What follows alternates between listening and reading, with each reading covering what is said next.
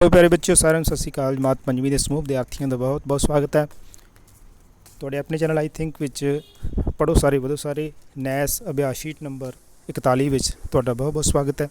आओ शुरू करते हैं। सब तो पहला विशा पंजाबी।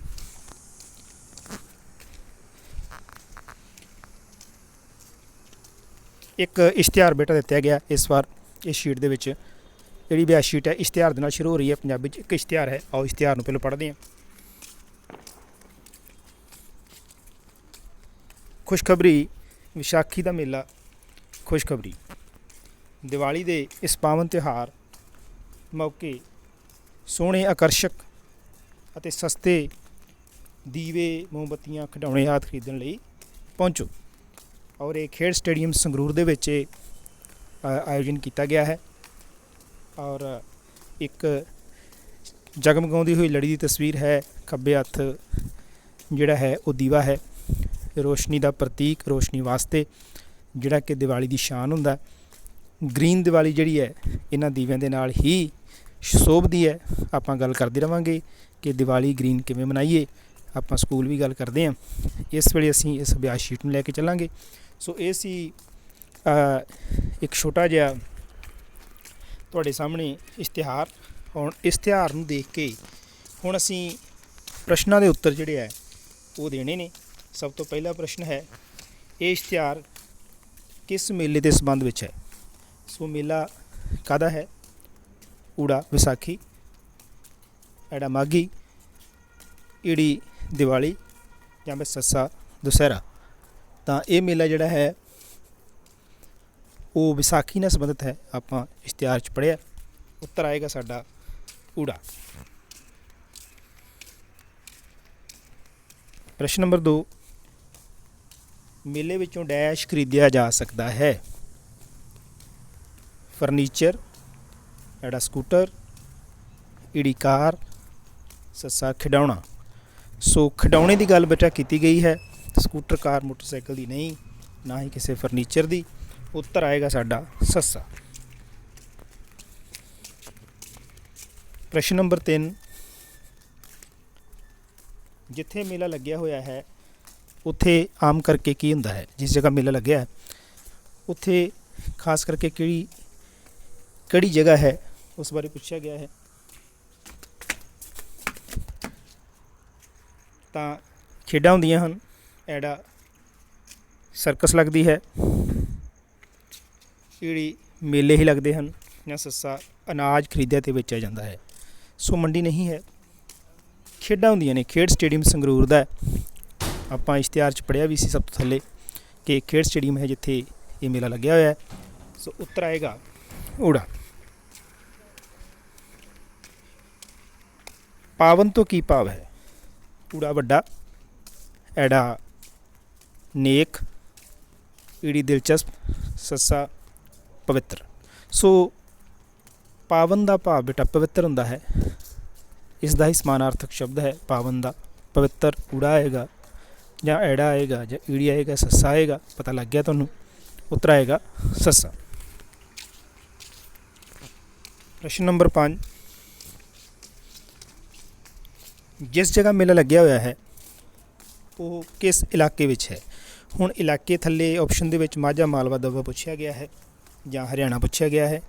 सो सारे बच्चों को पता है कि अमृतसर तरन ताਰਨ ते पठानकोट गुरदासपुर का इलाका जिहड़ा है ये माझे का इलाका है। और लुधियाना जलंधर कपूरथला जिहड़ा है ये दुआबे का इलाका है। बाकी सारा रहिंदा इलाका जिहड़ा है वो मालवे खेत्र विच आउंदा है। सारे बच्चों को पता है। सारे बच्चों ने कविता दे पढ़िया भी सी। पंजाबी दे आपां पाठ नूं चंगी तरह जानते हैं। 2-3 साडे पाठ इहो जिहे ने जिथे इन्हां खित्तियां बारे जानकारी वधेरे दित्ती गई है। सो उत्तर आएगा साडा मालवा।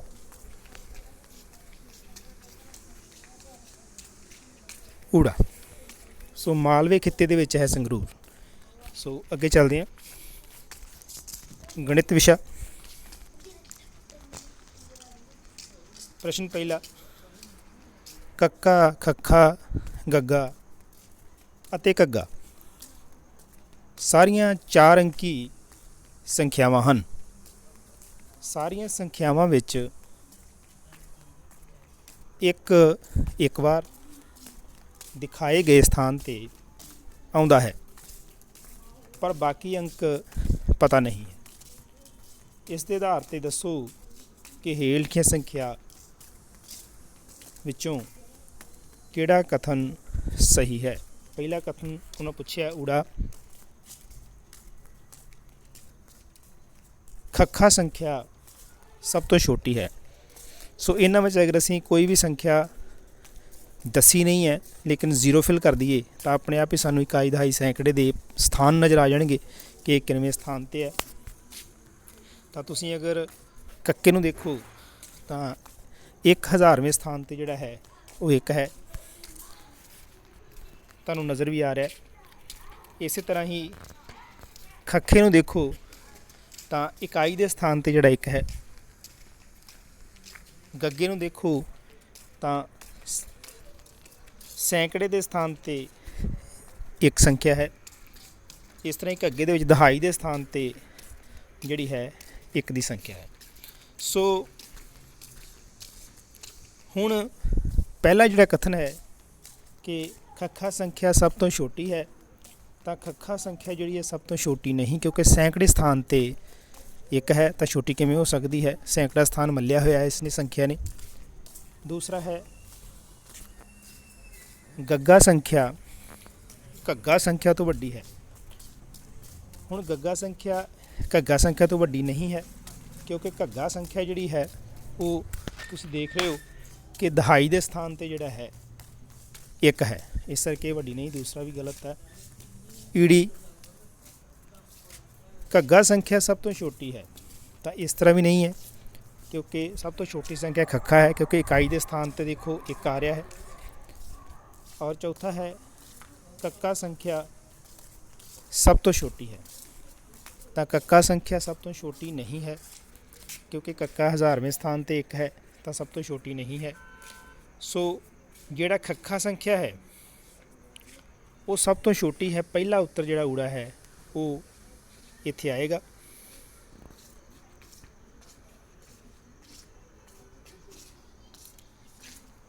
ਕਿਉਂਕਿ ਖੱਖਾ ਜਿਹੜਾ ਹੈ ਇਸ ਨੂੰ ਧਿਆਨ ਨਾਲ ਦੇਖੋ ਤਾਂ ਇਕਾਈ ਦੇ ਸਥਾਨ 'ਤੇ ਜਿਹੜਾ ਹੈ 1 ਹੈ, ਇਹ ਸਭ ਤੋਂ ਛੋਟੀ ਸੰਖਿਆ ਹੋਏਗੀ। ਉੱਤਰ ਆਏਗਾ ਸਾਡੇ ਕੋਲ ਊੜਾ। ਪ੍ਰਸ਼ਨ ਨੰਬਰ 2, ਹੇਠਾਂ ਕੁਝ ਆਕ੍ਰਿਤੀਆਂ ਦੇ ਖੇਤਰਫਲ ਦਿੱਤਾ ਗਿਆ ਹੈ, ਇਹਨਾਂ ਵਿੱਚੋਂ ਵੱਖਰੇ ਖੇਤਰਫਲ ਵਾਲੀ ਆਕ੍ਰਿਤੀ ਦਾ ਪਤਾ ਕਰੋ। ਹੁਣ ਖੇਤਰਫਲ ਦੇਖਣਾ ਹੋਵੇ ਸਾਨੂੰ ਪੂਰਾ ਦਾ ਪੂਰਾ ਏਰੀਆ ਦੇਖਣਾ ਪਏਗਾ।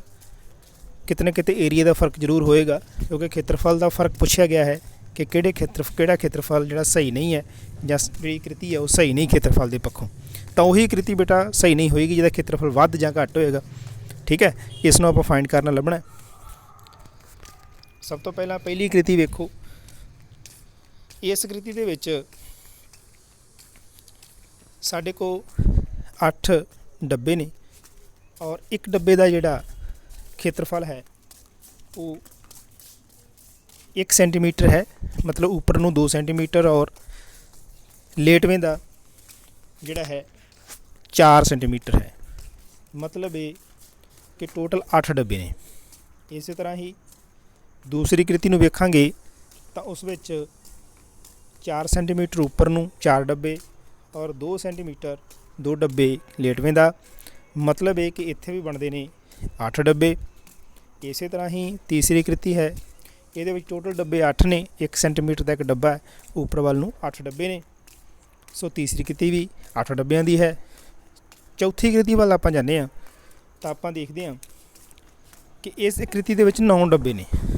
ਹਾਲਾਂਕਿ 1 ਸੈਂਟੀਮੀਟਰ ਦਾ ਹੀ ਡੱਬਾ ਹੈ, ਇਸ ਕਰਕੇ ਜਿਹੜਾ ਇਹ ਹੈ ਇਹ ਸਭ ਤੋਂ ਵੱਖਰਾ ਆਕ੍ਰਿਤੀ ਜਿਹੜੀ ਹੈ ਖੇਤਰਫਲ ਦੇ ਪੱਖੋਂ ਨਜ਼ਰ ਆ ਰਹੀ ਹੈ। ਇਸ ਦਾ ਖੇਤਰਫਲ ਵੱਧ ਹੈ 1 ਸੈਂਟੀਮੀਟਰ।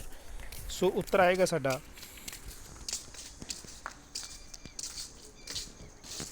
ਸੱਸਾ। ਆਕ੍ਰਿਤੀ ਸੱਸਾ ਜਿਹੜੀ ਹੈ ਉਹ ਸਭ ਤੋਂ ਵੱਖਰੀ ਹੈ, ਖੇਤਰਫਲ ਵੱਧ ਹੈ। ਪ੍ਰਸ਼ਨ ਨੰਬਰ 3, ਦਿੱਤੀ ਘੜੀ ਨੂੰ ਦੇਖ ਕੇ ਦੱਸੋ ਕਿ ਹੇਠਾਂ ਲਿਖਿਆਂ ਵਿੱਚੋਂ ਕਿਹੜਾ ਕਥਨ ਸਹੀ ਨਹੀਂ ਹੈ। ਹੁਣ ਉਹ ਕਥਨ ਲੱਭਣਾ ਜਿਹੜਾ ਸਹੀ ਨਹੀਂ ਹੈ। ਪਹਿਲਾ ਕਥਨ ਹੈ ਊੜਾ, ਛੋਟੀ ਸੂਈ ਘੰਟਿਆਂ ਨੂੰ ਦਰਸਾਉਂਦੀ ਹੈ। ਤਾਂ ਸਾਰਿਆਂ ਨੂੰ ਪਤਾ ਹੈ ਕਿ ਛੋਟੀ ਸੂਈ ਆਵਰ ਐਂਡ ਹੁੰਦੀ ਹੈ, ਬਿਲਕੁਲ ਸਹੀ ਹੈ। ਆਪਾਂ ਲੱਭਣਾ ਗਲਤ, ਪਹਿਲਾ ਸਹੀ ਹੈ। ਦੂਸਰਾ ਐੜਾ, ਮਿੰਟਾਂ ਵਾਲੀ ਸੂਈ ਦੀ ਗਤੀ ਘੰਟਿਆਂ ਵਾਲੀ ਸੂਈ ਤੋਂ ਤੇਜ਼ ਹੁੰਦੀ ਹੈ, ਬਿਲਕੁਲ ਸਹੀ, ਕਿਉਂਕਿ ਮਿੰਟਾਂ ਵਾਲੀ ਸੂਈ ਫਾਸਟ ਚੱਲਦੀ ਹੈ, ਘੰਟਿਆਂ ਵਾਲੀ ਸੂਈ ਸਲੋ ਚੱਲਦੀ ਹੈ। ਕਿਉਂਕਿ ਘੰਟਿਆਂ ਨੂੰ ਦਰਸਾਉਣਾ ਅਤੇ ਮਿੰਟਾਂ ਨੂੰ ਦਰਸਾਉਣਾ, ਮਿੰਟ ਛੋਟੇ ਹੈ, ਉਹ ਸੂਈ ਮਿੰਟਾਂ ਵਾਲੀ ਛੇਤੀ ਚੱਲਦੀ ਹੈ।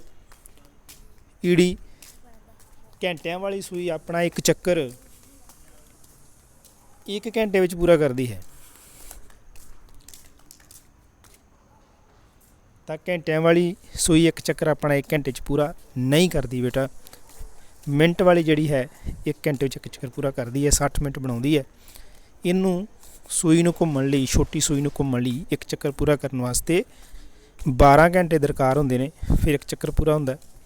ਸੋ ਇਹੀ ਸਾਡਾ ਉੱਤਰ ਹੈ। ਚੌਥੀ ਆਪਸ਼ਨ ਵੀ ਦੇਖ ਲੈਂਦੇ ਸੱਸਾ। ਮਿੰਟਾਂ ਵਾਲੀ ਸੂਈ ਆਪਣਾ ਇੱਕ ਚੱਕਰ ਜਿਹੜਾ ਹੈ ਉਹ 60 ਮਿੰਟ 'ਚ ਪੂਰਾ ਕਰਦੀ ਹੈ, ਬਿਲਕੁਲ ਸਹੀ ਹੈ। ਹੁਣੇ ਮੈਂ ਤੁਹਾਨੂੰ ਦੱਸਿਆ ਵੀ ਹੈ। ਸੋ ਉੱਤਰ ਆਏਗਾ ਈੜੀ, ਜਿਹੜਾ ਕਿ ਗਲਤ ਹੈ।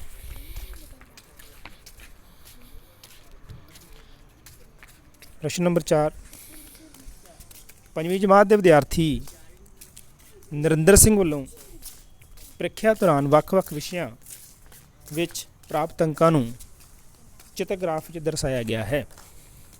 ਹੁਣ ਇੱਕ ਪਾਸੇ ਵਿਸ਼ਾ ਹੈ ਬੱਚਿਓ,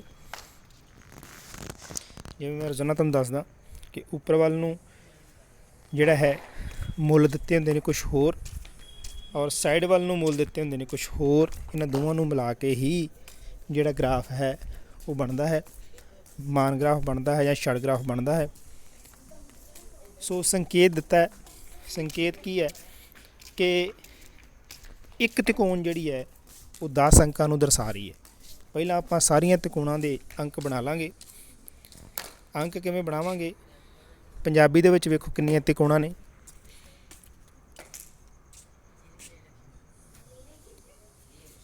8 ਤਿਕੋਣਾਂ ਨੇ ਅਤੇ 8 ਦਾ 80 ਬਣਨਗੇ ਅੰਕ। ਇਸੇ ਤਰ੍ਹਾਂ ਹੀ 7 ਤਿਕੋਣਾਂ ਦੇ 70, ਇਸੇ ਤਰ੍ਹਾਂ ਹੀ 5 ਤਿਕੋਣਾਂ ਦੇ 50, ਔਰ ਇਸੇ ਤਰ੍ਹਾਂ ਹੀ 6 ਤਿਕੋਣਾਂ ਦੇ ਫਿਰ 60, ਔਰ 4 ਤਿਕੋਣਾਂ ਦੇ 40। ਹੁਣ ਆਪਾਂ ਪ੍ਰਸ਼ਨ ਵੱਲ ਜਾਂਦੇ ਹਾਂ। ਕਿਸ ਵਿਸ਼ੇ ਵਿੱਚ ਨਰਿੰਦਰ ਨੇ ਹਿੰਦੀ ਵਿੱਚ ਪ੍ਰਾਪਤ ਅੰਕਾਂ ਨਾਲੋਂ 10 ਅੰਕ ਵੱਧ ਪ੍ਰਾਪਤ ਕੀਤੇ? ਪਹਿਲਾਂ ਹਿੰਦੀ ਦੇ ਅੰਕ ਦੇਖਣੇ ਪੈਣਗੇ। ਹਿੰਦੀ ਦੇ ਅੰਕ ਪ੍ਰਾਪਤ ਕੀਤੇ ਨੇ ਸਭ ਤੋਂ ਹੇਠਾਂ 40, ਔਰ ਇਹਦੇ ਨਾਲੋਂ 10 ਅੰਕ ਵੱਧ ਕਿਹੜੇ ਵਿਸ਼ੇ 'ਚ ਨੇ? ਉਹ ਨੇ ਸਾਡੇ ਕੋਲ ਅੰਗਰੇਜ਼ੀ ਵਿਸ਼ੇ ਵਿੱਚ, ਜਿਹੜੇ ਕਿ 50 ਨੇ। ਉੱਤਰ ਆਏਗਾ ਸਾਡਾ ਅੰਗਰੇਜ਼ੀ। ਸੋ ਉੱਤਰ ਆਏਗਾ ਸੱਸਾ।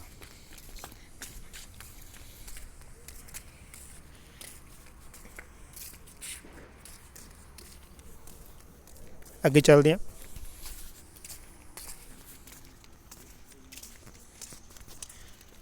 ਪ੍ਰਸ਼ਨ ਨੰਬਰ 5, ਹੇਠਾਂ ਦਿੱਤੇ ਕਥਨਾਂ ਵਿੱਚੋਂ ਕਿਹੜਾ ਕਥਨ ਸਹੀ ਹੈ? 1000 ਜਮ੍ਹਾਂ 700 ਜਮ੍ਹਾਂ 20 ਜਮ੍ਹਾਂ 9, ਇਹ ਬਣ ਕੇ ਸਾਡੇ ਕੋਲ 1729। दूसरा है 1739, तीसरा है 1699, तुसी जोड़ करके वेख सकते हो 1729। फिर जिस तरह पहला है उस तरह ही चौथा भी सेम ही है।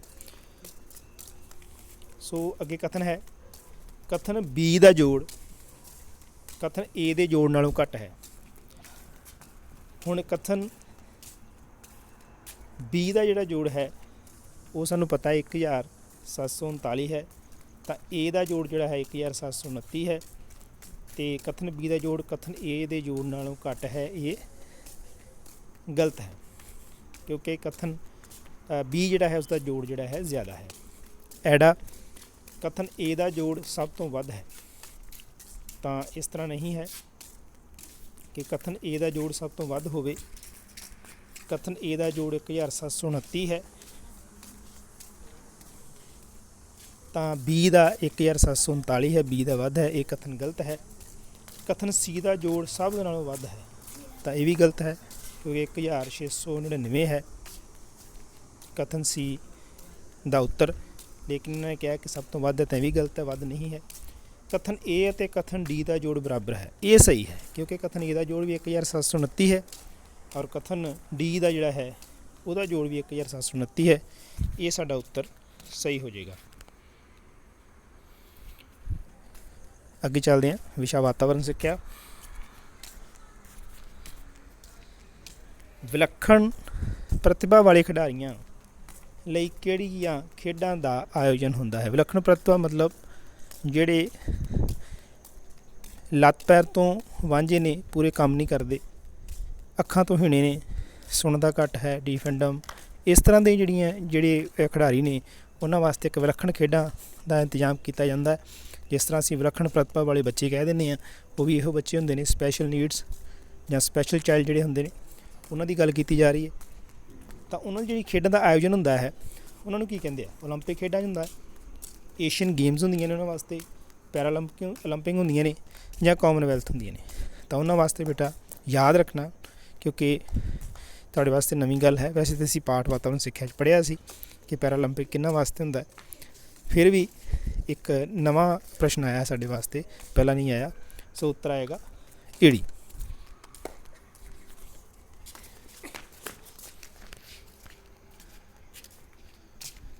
ਪ੍ਰਸ਼ਨ ਨੰਬਰ 2, ਗਿਰਗਿਟ ਦੀ ਕਿਹੜੀ ਅਸਾਧਾਰਨ ਵਿਸ਼ੇਸ਼ਤਾ, ਖਾਸ ਵਿਸ਼ੇਸ਼ਤਾ ਜਿਹੜੀ ਹੈ ਉਸ ਦੀ ਭੋਜਨ ਪ੍ਰਾਪਤੀ ਵਿੱਚ ਮਦਦ ਕਰਦੀ ਹੈ? ਤਾਂ ਗਿਰਗਿਟ ਨੂੰ ਕੁਦਰਤ ਨੇ ਰੰਗ ਬਦਲਣ ਦੀ ਕਲਾ ਦਿੱਤੀ ਹੈ, ਇਹ ਤਾਂ ਉਸ ਦੀ ਖਾਸੀਅਤ ਹੈ ਹੀ ਹੈ। ਅਤੇ ਗਿਰਗਿਟ ਦੇ ਪੰਜੇ ਲੰਬੇ ਨਹੀਂ ਹੁੰਦੇ, ਸਾਨੂੰ ਵੀ ਪਤਾ ਛੋਟੇ ਹੁੰਦੇ ਆ। ਗਿਰਗਿਟ ਦੀ ਛੋਟੀ ਪੂਛ ਹੁੰਦੀ ਹੈ, ਨਹੀਂ ਪੂਛ ਲੰਬੀ ਹੁੰਦੀ ਹੈ, ਲੇਕਿਨ ਉਹਦੀ ਖਾਸੀਅਤ ਜਿਹੜੀ ਹੈ ਉਹ ਹੈ ਰੰਗ ਬਦਲਣ ਦੀ। ਉੱਤਰ ਆਏਗਾ ਊੜਾ।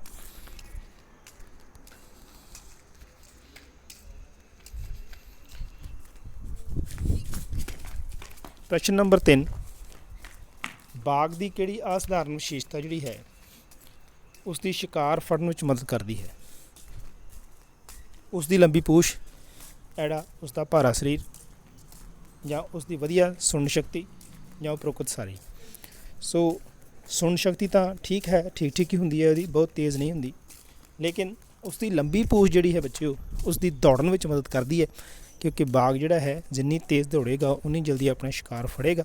ਸੋ ਉਸ ਦੀ ਜਿਹੜੀ ਗਤੀ ਹੈ, ਉਸ ਦੀ ਜਿਹੜੀ ਦੌੜ ਹੈ, ਉਸ ਵਿੱਚ ਉਸ ਦੀ ਨਿਪੁੰਨਤਾ ਹੈ, ਇੱਕ ਅਸਾਧਾਰਨ ਵਿਸ਼ੇਸ਼ਤਾ ਹੈ ਬਾਘ ਦੀ। ਉੱਤਰ ਆਏਗਾ ਊੜਾ। ਪ੍ਰਸ਼ਨ ਨੰਬਰ 4, ਰਮਨ ਆਪਣੇ ਸਕੂਲ ਵਿੱਚ ਚੜ੍ਹਦੇ ਸੂਰਜ ਵੱਲ ਮੂੰਹ ਕਰਕੇ ਖੜਾ ਹੈ। ਤਾਂ ਇਹ ਇੱਕ ਪ੍ਰੈਕਟੀਕਲ ਕੁਐਸਚਨ ਹੈ ਬੇਟਾ। ਕੋਈ ਇੱਕ ਬੱਚਾ ਕਲਾਸ 'ਚ ਖੜਾ ਹੋਵੋ ਔਰ ਉਹ ਜਿੱਧਰ ਨੂੰ ਸੂਰਜ ਚੜ੍ਹਦਾ ਉੱਧਰ ਨੂੰ ਮੂੰਹ ਕਰਕੇ ਖੜੇ ਹੋਵੋ। ਸ਼ਾਬਾਸ਼, ਵੈਰੀ ਗੁੱਡ। ਪਹਿਲੀ ਵਾਰ ਪ੍ਰੈਕਟੀਕਲ ਕਰਵਾ ਰਹੇ ਹਾਂ, ਬੜਾ ਮਜ਼ਾ ਆਏਗਾ ਤੁਹਾਨੂੰ। ਪੂਰਬ ਵੱਲ ਮੂੰਹ ਕਰਕੇ ਇੱਕ ਬੱਚਾ ਖੜਾ ਹੋ ਗਿਆ, ਵੈਰੀ ਗੁੱਡ। ਹੁਣ ਉਸ ਦੇ ਖੱਬੇ ਹੱਥ ਵਾਲੇ ਪਾਸੇ ਡਾਕਖਾਨੇ ਦੀ ਇਮਾਰਤ ਹੈ। ਤਾਂ ਹੁਣ ਤੁਸੀਂ ਆਪਣਾ ਖੱਬਾ ਪਾਸਾ ਵੇਖੋ ਕਿਹੜਾ ਹੈ। ਡਾਕਖਾਨਾ ਸਕੂਲ ਦੇ ਕਿਸ ਦਿਸ਼ਾ ਵਿੱਚ ਹੈ, ਇਹੀ ਪੁੱਛਿਆ ਗਿਆ ਹੈ। ਖੱਬਾ ਪਾਸਾ ਕਿਹੜਾ ਹੈ? ਠੀਕ ਹੈ, ਇਨਡਾਇਰੈਕਟ ਇਹੀ ਪੁੱਛਿਆ ਗਿਆ ਹੈ ਖੱਬਾ ਪਾਸਾ ਕਿਹੜਾ ਹੈ। ਸੋ ਉੱਤਰ ਪੂਰਬ, ਪੱਛਮ ਕਿ ਦੱਖਣ। ਹੁਣ ਤੁਸੀਂ ਦੇਖੋ ਖੱਬਾ ਪਾਸਾ ਤੁਹਾਡਾ ਕਿਹੜਾ ਹੈ, ਤਾਂ ਤੁਸੀਂ ਪਾਓਗੇ ਕਿ ਤੁਸੀਂ ਉੱਤਰ ਦਿਸ਼ਾ ਵੱਲ ਸੰਕੇਤ ਕਰ ਰਹੇ ਜੇ, ਕਿਉਂਕਿ ਤੁਹਾਡੇ ਖੱਬੇ ਹੱਥ ਹੋਣ, ਕਿਉਂਕਿ ਮੂੰਹ ਪੂਰਬ ਵੱਲ ਹੈ, ਤਾਂ ਖੱਬਾ ਹੱਥ ਤੁਹਾਡਾ ਜਿਹੜਾ ਹੈ ਉਹ ਉੱਤਰ ਦਿਸ਼ਾ ਵੱਲ ਹੋਏਗਾ, ਪਹਾੜਾਂ ਵਾਲੇ ਪਾਸੇ ਹੋਏਗਾ, J&K ਵਾਲੇ ਪਾਸੇ ਤੁਹਾਡਾ ਹੱਥ ਹੋਏਗਾ। ਉੱਤਰ ਆਏਗਾ ਊੜਾ। ਉੱਤਰ। ਪ੍ਰਸ਼ਨ ਨੰਬਰ 5, ਸਾਹਿਲ ਨੇ ਆਪਣੇ ਬਿਹਾਰ ਰਹਿੰਦੇ ਪਰਿਵਾਰ ਨੂੰ ਪੈਸੇ ਭੇਜਣੇ ਹਨ, ਇਸ ਲਈ ਕਿਸ ਅਦਾਰੇ ਦੀ ਮਦਦ ਜਿਹੜੀ ਹੈ ਉਹ ਲਏਗਾ? ਹੁਣ ਪੈਸੇ ਭੇਜਣੇ ਤਾਂ ਹਸਪਤਾਲ ਦੀ ਮਦਦ ਤਾਂ ਨਹੀਂ ਲੈ ਸਕਦੇ, ਐੜਾ ਸਕੂਲ ਦੀ ਵੀ ਨਹੀਂ ਲੈ ਸਕਦੇ, ਈੜੀ ਸਹਿਕਾਰੀ ਸਭਾ ਦੀ ਵੀ ਨਹੀਂ ਲੈ ਸਕਦੇ, ਉਹ ਤਾਂ ਇੱਥੋਂ ਮਾਲੀ ਸਹਾਇਤਾ, ਵਿਸ਼ੇਸ਼ ਸਹਾਇਤਾ ਜਿਹੜੀਆਂ ਨੇ ਉਹ ਮਿਲਦੀਆਂ ਨੇ।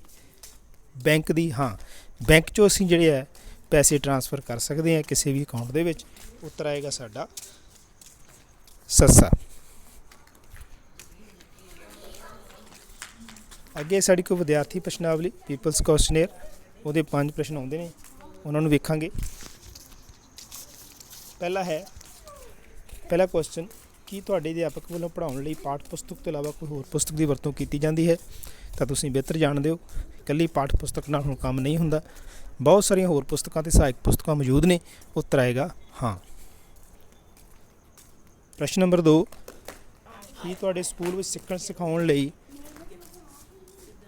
ਸਿਖਾਉਣ ਸੰਬੰਧੀ ਵੱਖਰੀਆਂ ਗਤੀਵਿਧੀਆਂ ਕਰਨ ਲਈ ਲੋੜੀਂਦਾ ਸਥਾਨ ਹੈ? ਹਾਂ, ਵਰਾਂਡਾ ਹੈ ਸਾਡੇ ਕੋਲ, ਖੇਡ ਦਾ ਮੈਦਾਨ ਹੈ, ਸਾਡੇ ਆਪਣੇ ਕਮਰੇ ਦੇ ਵਿੱਚ ਹੀ ਰੌਚਕਤਾ ਪੈਦਾ ਕਰਨ ਵਾਸਤੇ ਮਾਹੌਲ ਬਣਾਇਆ ਗਿਆ ਹੈ। ਰੰਗੀਨ ਖੂਬਸੂਰਤ ਸਾਡੇ ਕੋਲ ਕਮਰੇ ਨੇ, ਪ੍ਰੋਜੈਕਟਰ ਦੀ ਵਰਤੋਂ ਹੋ ਰਹੀ ਹੈ, ਸੋ ਸਾਡੇ ਕੋਲ ਉਪਯੁਕਤ ਸਥਾਨ ਹਨ। ਉੱਤਰ ਆਏਗਾ ਹਾਂ।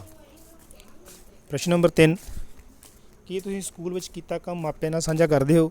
ਤਾਂ ਇਹ ਤਾਂ ਬੱਚੇ ਬਿਹਤਰ ਜਾਣਦੇ ਆ ਕਿ ਤੁਸੀਂ ਆਪਣੇ ਮਾਪਿਆਂ ਨੂੰ ਜਾ ਕੇ ਦਿਖਾਉਂਦੇ ਹੋ ਕਿ ਸਾਡੇ ਸਕੂਲ ਦੇ ਵਿੱਚ ਇਹ ਕੰਮ ਸਾਨੂੰ ਕਰਵਾਇਆ ਗਿਆ ਜਾਂ ਇਹ ਕੰਮ ਸਾਨੂੰ ਮਿਲਿਆ। ਇਸ ਦਾ ਉੱਤਰ ਤੁਸੀਂ ਭਲੀ ਭਾਂਤ ਜਾਣਦੇ ਹੋ, ਹਾਂ ਵਿੱਚ ਹੀ ਲਗਾਓਗੇ। ਸਿੱਖਣ ਪਰਿਣਾਮ ਆਧਾਰਿਤ ਅਭਿਆਸ ਪੁਸਤਕ 'ਤੇ ਤੁਸੀਂ ਕਦੋਂ ਕੰਮ ਕਰਦੇ ਹੋ? ਤਾਂ ਆਪਾਂ ਤਕਰੀਬਨ ਸਿੱਖਣ ਪਰਿਣਾਮ ਨੂੰ ਰੋਜ਼ ਹੀ ਟੱਚ ਕਰਦੇ ਹਾਂ। ਕਦੇ ਜਦੋਂ ਸਾਡੇ ਕੋਲ ਕੰਮ ਦਾ ਬੋਝ ਆਉਂਦਾ, ਬੋਝ ਦਾ ਭਾਵ ਇਹ ਹੈ ਕਿ ਕਾਫੀ ਕੰਮ ਰਲ ਜਾਂਦੇ ਨੇ, ਫਿਰ ਅਸੀਂ ਮਿਸ ਜ਼ਰੂਰ ਕਰਦੇ ਹਾਂ। ਤੁਸੀਂ ਕਦੇ ਜਾਂ ਰੋਜ਼ਾਨਾ 'ਤੇ ਵੀ ਟਿਕ ਲਗਾ ਸਕਦੇ ਹੋ। ਅੱਗੇ 5ਵਾਂ ਕੁਐਸਚਨ ਹੈ, ਜਿਹੜਾ ਕਿ 5 ਉੱਤਰਾਂ ਦੀ ਡਿਮਾਂਡ ਕਰ ਰਿਹਾ ਹੈ, 5 ਥਾਈਂ ਵੰਡਿਆ। ਸਹਿਮਤ ਜਾਂ ਅਸਹਿਮਤ 'ਤੇ ਤੁਸੀਂ ਆਪਣੀ ਰਾਏ ਦੇਣੀ ਹੈ ਬੱਚਿਓ। ਪਹਿਲਾ ਹੈ, ਪ੍ਰਸ਼ਨ ਪੜ੍ਹਦੇ ਹਾਂ। ਕੋਵਿਡ-19 ਦੌਰਾਨ ਸਕੂਲ ਪ੍ਰਤੀ ਪੂਰੀ ਤਰ੍ਹਾਂ ਬੰਦ ਹੋ ਜਾਣ ਕਾਰਨ ਸਿੱਖਿਆ ਦਾ ਜੋ ਨੁਕਸਾਨ ਹੋਇਆ ਹੈ, ਉਸ ਦੀ ਪੂਰਤੀ ਲਈ ਆਨਲਾਈਨ ਸਿੱਖਿਆ ਨੇ ਬਹੁਤ ਵੱਡਾ ਆਸਰਾ ਦਿੱਤਾ ਹੈ। ਮਤਲਬ ਕਿ ਆਨਲਾਈਨ ਸਿੱਖਿਆ ਜਿਹੜੀ ਹੈ ਉਹਨੇ ਕਾਫੀ ਪੂਰਤੀ ਕੀਤੀ ਹੈ, ਕਾਫੀ ਕੰਮ ਅਸੀਂ ਆਨਲਾਈਨ ਸਿੱਖਿਆ ਦੇ ਮਾਧਿਅਮ ਨਾਲ ਕੀਤਾ। ਤੁਸੀਂ ਹੁਣ ਸਹਿਮਤ ਹੋ ਕਿ ਨਹੀਂ ਸਹਿਮਤ, ਥੱਲੇ ਆਪਾਂ ਜਿਹੜੇ ਵਾਕ ਨੇ ਉਹ ਪੜ੍ਹਾਂਗੇ, ਉਸ ਤੋਂ ਅੱਗੇ ਤੁਸੀਂ ਆਪਣੀ ਰਾਏ ਜ਼ਾਹਿਰ ਦਿਓਗੇ ਕਿ ਸਹਿਮਤ ਹੋ ਕਿ ਨਹੀਂ ਸਹਿਮਤ। ਪਹਿਲਾ ਹੈ ਊੜਾ, ਆਨਲਾਈਨ ਸਿੱਖਿਆ ਕਲਾਸਰੂਮ ਸਿੱਖਿਆ ਦਾ ਬਦਲ ਨਹੀਂ ਹੋ ਸਕਦੀ। ਤਾਂ ਇਹ ਤਾਂ ਬਿਲਕੁਲ ਸਹੀ ਹੈ। ਜੋ ਅਸੀਂ ਸਿੱਖਿਆ ਕਲਾਸਰੂਮ ਦੇ ਵਿੱਚ ਐਕਟੀਵਿਟੀ ਦੇ ਨਾਲ ਫੇਸ ਟੂ ਫੇਸ ਇੰਟਰੈਕਸ਼ਨ ਕਰਕੇ ਸਿੱਖ ਸਕਦੇ ਹਾਂ, ਕਰ ਸਕਦੇ ਹਾਂ, ਉਹ ਅਸੀਂ ਆਨਲਾਈਨ ਨਹੀਂ ਕਰ ਸਕਦੇ। ਸੋ ਇਸ ਦੇ ਨਾਲ ਅਸੀਂ ਸਹਿਮਤ ਹੋਵਾਂਗੇ। ਦੂਸਰਾ ਹੈ, ਕੋਵਿਡ-19 ਨੇ ਸਿੱਖਿਆ ਦਾ ਬਹੁਤ ਨੁਕਸਾਨ ਕੀਤਾ ਹੈ। ਤਾਂ ਨੁਕਸਾਨ ਬੱਚਿਓ ਮੈਂ ਹਰ ਵਾਰੀ ਦੱਸਦਾ ਉਹਨਾਂ ਬੱਚਿਆਂ ਦਾ ਹੈ ਜਿਨ੍ਹਾਂ ਨੇ ਆਨਲਾਈਨ ਸਿੱਖਿਆ ਗ੍ਰਹਿਣ ਨਹੀਂ ਕੀਤੀ, ਜੋ ਇਗਨੋਰ ਕਰਦੇ ਰਹੇ ਕਿ ਕੋਈ ਗੱਲ ਨਹੀਂ, ਸਾਨੂੰ ਕਿਹੜਾ ਕੋਈ ਦੇਖਦਾ, ਅਸੀਂ ਨਾ ਵੀ ਪੜ੍ਹਾਂਗੇ ਤਾਂ ਸਾਡਾ ਕਿਹੜਾ ਰਿਜ਼ਲਟ ਜਿਹੜਾ ਹੈ ਉਹ ਗਲਤ ਬਣ ਚੱਲਿਆ। ਇਸ ਤਰ੍ਹਾਂ ਦੀ ਧਾਰਨਾਵਾਂ ਬੱਚਿਆਂ ਦੇ ਮਨ 'ਚ ਸੀਗੀਆਂ। ਸੋ ਇਸ ਦਾ ਉੱਤਰ ਜਿਹੜਾ ਹੈ ਸਹਿਮਤ ਅਸਹਿਮਤ ਤੁਸੀਂ ਖੁਦ ਜਾਣਦੇ ਹੋ, ਲਗਾ ਸਕਦੇ ਹੋ ਕਿ ਇਸ ਦਾ ਨੁਕਸਾਨ ਜਿਹੜਾ ਹੈ ਉਹ ਕੀਤਾ ਹੈ ਕਿ ਨਹੀਂ। ਸਹਿਮਤ ਹੋ ਕਿ ਅਸਹਿਮਤ ਹੋ, ਇਹ ਤੁਹਾਡੇ 'ਤੇ ਡਿਪੈਂਡ ਕਰਦਾ ਹੈ। ਪ੍ਰਸ਼ਨ ਨੰਬਰ 3, ਕੋਵਿਡ ਦੌਰਾਨ ਆਨਲਾਈਨ ਸਿੱਖਿਆ ਦਾ ਕੋਈ ਫਾਇਦਾ ਨਹੀਂ ਹੋਇਆ। ਤਾਂ ਆਪਾਂ ਇਹ ਬਿਲਕੁਲ ਕਹਿ ਨਹੀਂ ਸਕਦੇ, ਕਿਉਂਕਿ ਆਨਲਾਈਨ ਮਾਧਿਅਮ ਇਹੋ ਜਿਹਾ ਮਾਧਿਅਮ ਸੀ ਜਿਹੜਾ ਸਾਨੂੰ ਤੇ ਤੁਹਾਨੂੰ ਜੋੜ ਕੇ ਰੱਖਿਆ, ਜਿਹਨੇ ਸਾਰੇ ਬੱਚਿਆਂ ਨੂੰ ਬਰਾਬਰ ਅਸੀਂ ਸਿੱਖਿਆ ਪ੍ਰਦਾਨ ਕਰਨ ਦੀ ਕੋਸ਼ਿਸ਼ ਕੀਤੀ। ਸੋਸ਼ਲ ਮੀਡੀਆ ਦੇ ਰਾਹੀਂ ਜੋ ਵੀ ਕੰਟੈਂਟ ਕਿਸੇ ਵੀ ਮਾਧਿਅਮ ਦੇ ਰੂਪ 'ਚ ਬੜੀ ਗਰੁੱਪ ਬਣਾ ਕੇ ਜਾਂ ਹੋਰ ਸਾਧਨਾਂ ਰਾਹੀਂ ਬੱਚਿਆਂ ਤੱਕ ਪਹੁੰਚਾਇਆ। ਅੱਜ ਵੀ ਤੁਸੀਂ ਇਹ ਵੀਡੀਓ ਦੇਖ ਰਹੇ ਹੋ, ਉਸੇ ਦਾ ਹੀ ਨਤੀਜਾ ਹੈ, ਕਿਉਂਕਿ ਉਹੀ ਲੜੀ ਅੱਗੇ ਤੁਰਦੀ ਆ ਰਹੀ ਹੈ। ਪ੍ਰਸ਼ਨ ਨੰਬਰ 4, ਕੋਵਿਡ-19 ਦੌਰਾਨ ਸਕੂਲ ਬੰਦ ਹੋਣ ਕਾਰਨ ਤੁਸੀਂ ਖੂਬ ਆਨੰਦ ਮਾਣਿਆ। ਤਾਂ ਕੁਝ ਬੱਚਿਆਂ 'ਤੇ ਢੁਕਵਾਂ ਹੋ ਸਕਦਾ ਹੈ, ਬਹੁਤ ਸਾਰੇ ਬੱਚਿਆਂ 'ਤੇ ਢੁਕਵਾਂ ਨਹੀਂ ਹੋ ਸਕਦਾ, ਕਿਉਂਕਿ ਪੜ੍ਹਨ ਵਾਲੇ ਬੱਚੇ ਜਿਹੜੇ ਹੈ ਉਹ ਆਨੰਦ ਮਾਣਨ ਦੇ ਨਾਲ ਨਾਲ ਆਪਣੀ ਪੜ੍ਹਾਈ ਵੀ ਜਾਰੀ ਰੱਖਦੇ ਆ ਔਰ ਲਗਾਤਾਰ ਪੜ੍ਹਦੇ ਰਹਿੰਦੇ ਆ। ਇਸ ਦਾ ਉੱਤਰ ਵੀ ਤੁਸੀਂ ਜਿਹੜਾ ਹੈ ਆਪਣੀ ਸੂਝ ਬੂਝ ਨਾਲ ਦਿਓਗੇ। ਸੋ ਇਹ ਸੀ ਅੱਜ ਦੀ ਪ੍ਰਸ਼ਨਾਵਲੀ, ਅੱਜ ਦਾ ਅਭਿਆਸ ਸ਼ੀਟ ਦਾ ਬਿਊਰਾ ਜਿਹੜਾ ਅਸੀਂ ਸਾਂਝਾ ਕੀਤਾ। ਅਗਲੀ ਅਭਿਆਸ ਸ਼ੀਟ ਦੇ ਵਿੱਚ ਫਿਰ ਮਿਲਾਂਗੇ। ਸਾਰਿਆਂ ਦਾ ਧੰਨਵਾਦ। ਪੜ੍ਹਦੇ ਰਹੋ, ਵੱਧਦੇ ਰਹੋ। ਸਾਰਿਆਂ ਨੂੰ ਸਤਿ ਸ਼੍ਰੀ ਅਕਾਲ।